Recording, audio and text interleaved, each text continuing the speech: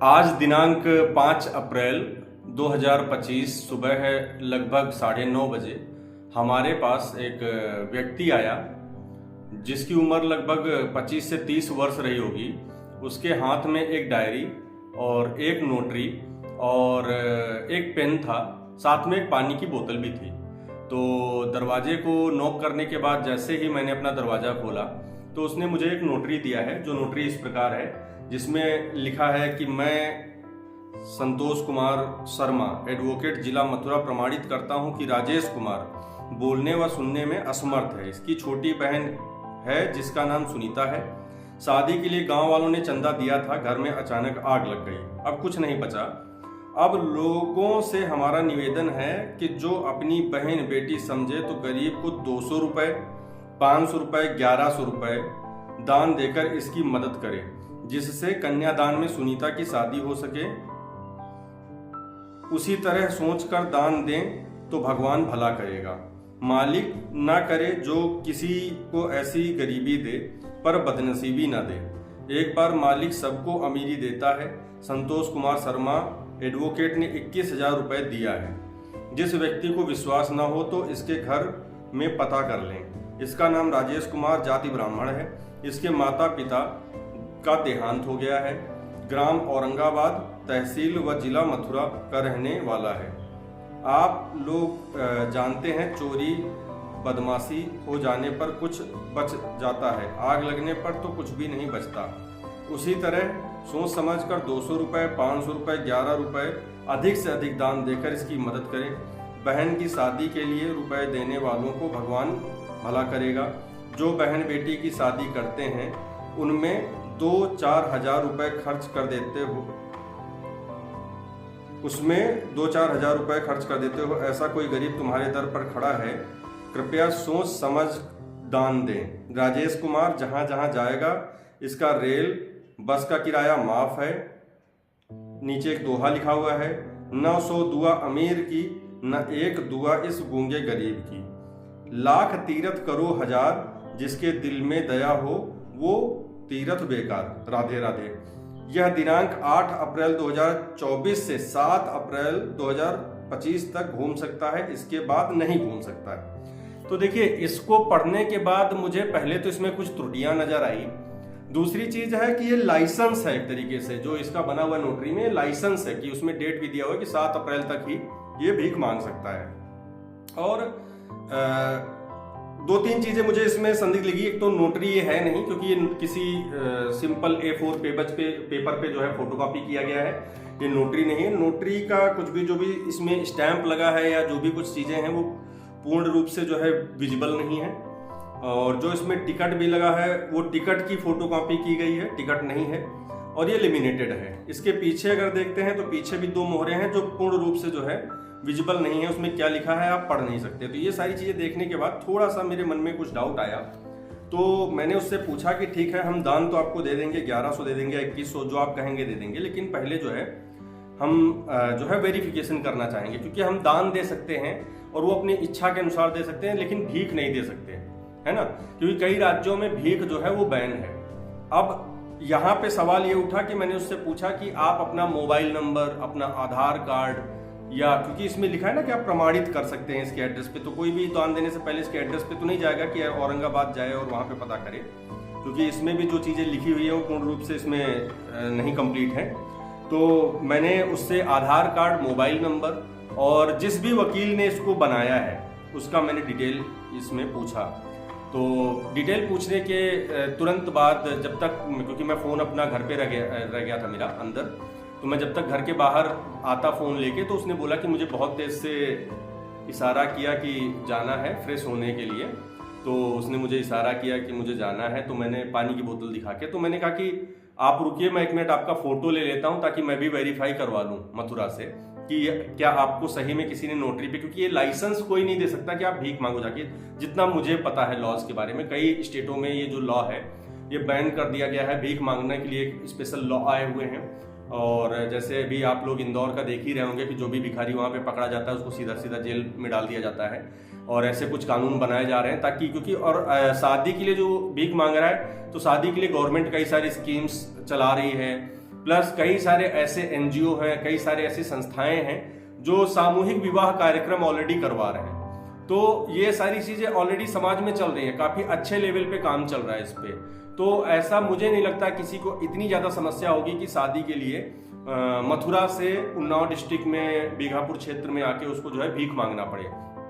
तो ये चीज जो है मुझे लगा थोड़ा संदिग्ध। तो उसने कहा, हालांकि उस चीज के लिए जिस चीज के लिए उसने कहा तो कोई रोक नहीं सकता है कि नहीं बहुत तेज से आई है, मुझे जाना है। तो मैंने उसको नहीं रोका, मैंने कहा ठीक है आप तब तक होके आइए, मैं पैसे लेके आता हूँ। और पिछले लगभग 2 घंटे से ज्यादा हो चुके हैं, वो व्यक्ति हमारे पास में लौट के नहीं आया। तो मुझे लगा कि कुछ ये संदिग्ध व्यक्ति था जो हमारे पास में आया था।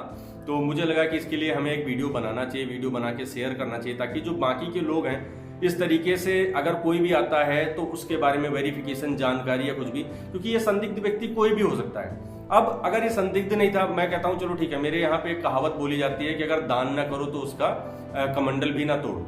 तो ठीक है, मैं कमंडल किसी का नहीं तोड़ना चाहता, वो कैसे है मैं मना भी कर सकता था कि ठीक है आप जाइए, हमारे पास में पैसे नहीं है, मैं देना नहीं चाहता मदद।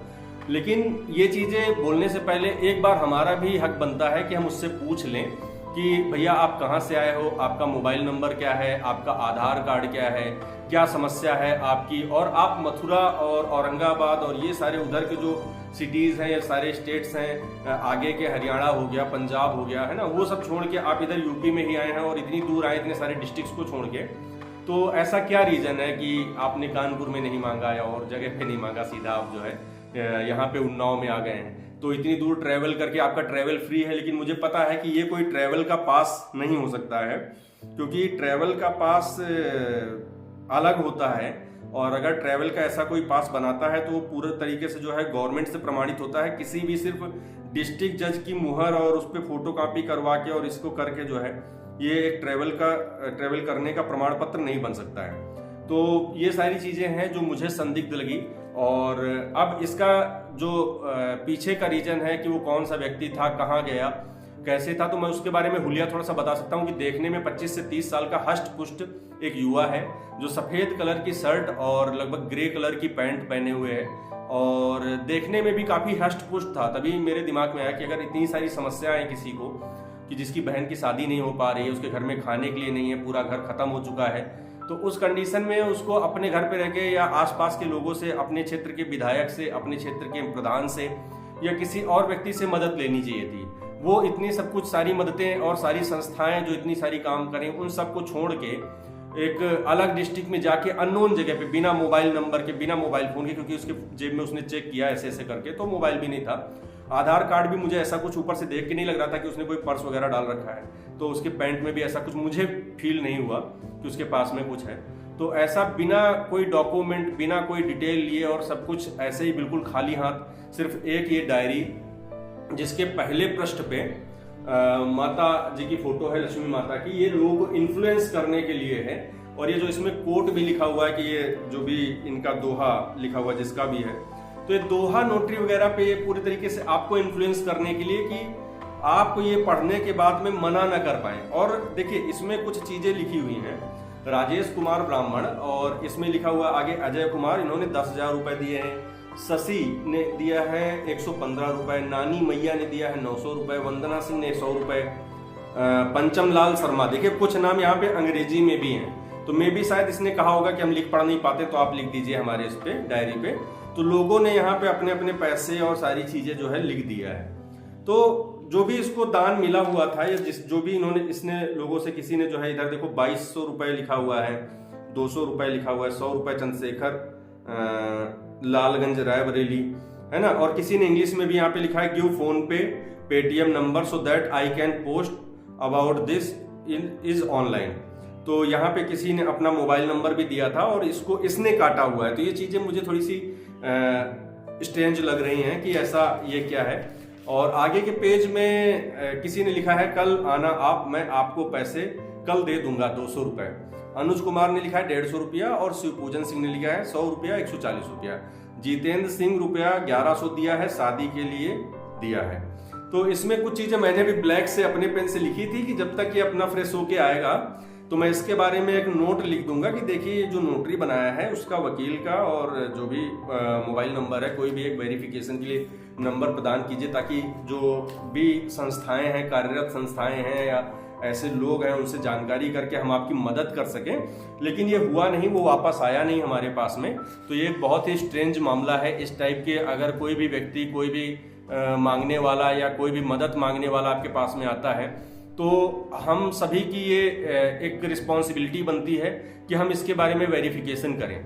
मुझे नहीं पता है कि ये क्या पर्सन था, क्यों आया था। ये मकान हो सकता है कि बिल्कुल किनारे बना हुआ है, इस वजह से किसी वेरिफिकेशन के लिए आया हो कि इस मकान के अंदर में कौन कौन रहता है, क्या है। और ये जो समय है सुबह 9 से 10 के बीच का, इसको इसने सिलेक्ट किया है क्या। तो अगर सोचे तो बहुत कुछ है, और नहीं सोचे तो कोई बात नहीं। एक व्यक्ति आया जिसको हमने 100 रुपए दे दिया या मना कर दिया, चला गया, बात खत्म हो गई। लेकिन अगर हम सोच रहे हैं तो देखिए क्या हो गया, कोई वो डायरी छोड़ के भाग गया। और इधर आसपास में अभी गाड़ी लेके गया था, देखा मैंने, तो दूर दूर तक मुझे कहीं पे भी वो व्यक्ति नहीं मिला है। लगभग 2 घंटे हो गए हैं, और ये व्यक्ति अभी नहीं मिला है। और मैं चाह रहा था पहले कि इसका फोटो ले लूं, लेकिन उसने जैसी पोजीशन अपनी बताई, फोटो नहीं खिंचवाने दिया और वो चला गया यहाँ से। और मैं उसका वेट कर रहा हूँ, देखता हूँ आगे अगर वो शाम तक आता है तो उसके बारे में जो भी डिटेल्स है वो हम पता करते हैं। आगे की जो जानकारी होगी वो हम वीडियो के माध्यम से, अगर इसके बारे में कुछ भी मुझे अपडेट मिलता है तो मैं वीडियो के माध्यम से आपको जो है शेयर करूंगा। धन्यवाद।